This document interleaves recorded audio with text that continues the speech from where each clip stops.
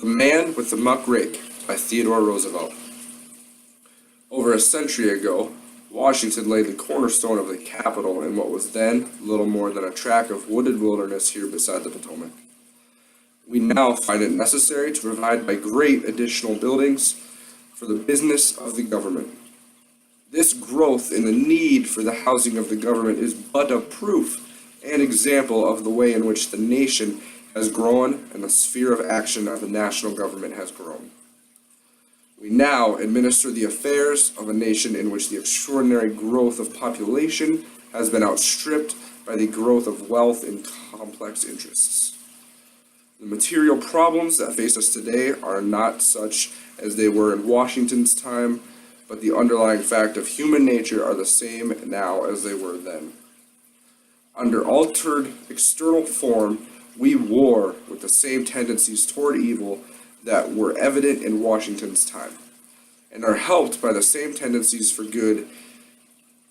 It is about some of these that I wish to say a word today. In Bunyan's Pilgrim's Progress, you may recall the description of the man with the muckrake, the man who could not look away but downward, with that muckrake in his hand, who was offered a celestial crown for his muckrake, but who would neither look up nor regard the crown he was offered, but continued to rake to himself the filth of the floor. In Pilgrim's Progress, the man with the muckrake is set forth as the example of him whose vision is fixed on carnal instead of spiritual things. Yet he also typifies the man who in this life consistently refuses to see aught that is lofty, and fixes his eyes with solemn intentness only on that which is vile and debasing. Now, it is very necessary that we should not flinch from seeing what is vile and debasing. There is filth on the floor, and it must be scraped up with the muckrake, and there are times and places where the service is the most needed of all services that could be performed. But the man who never does anything else, who never thinks or speaks or writes, saves of his feet with the muckrake, speedily becomes not a help, but one of the most potent forces for evil.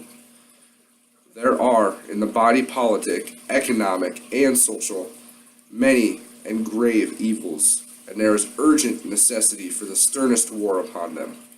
There should be relentless exposure of the attack upon every evil man, whether politician or businessman, every evil practice, whether in politics, business, or social life.